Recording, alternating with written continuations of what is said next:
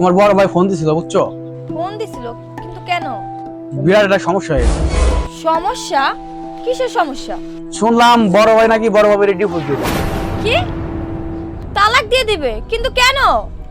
সমস্যাটা বলতে কি যে যতটুকু আমি শুনছি এটাই বলতেছি যে বড় ভাই নাকি তোমার মা বাবার সাথে উল্টাপাল্টা আচরণ করে, তোমাকে খাইতে দেয় না।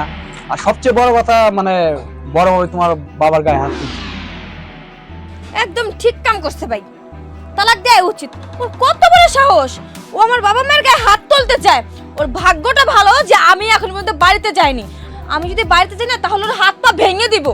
একদম ঠিক করছে, ওর তো তালাক দেওয়া উচিত। ওর বেশি সাহস হয়ে গেছে আমার বাপ মার গায়ে হাত তুলে।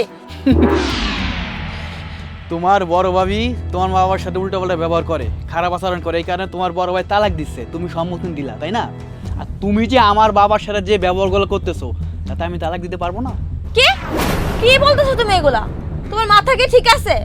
পাড়ার অনেক মানুষ আমার বলছে, আমি কারো কথা বিশ্বাস করিনি, কারণ তোমার আমি ভালোবাসে প্রেম করে বিয়ে করেছিলাম।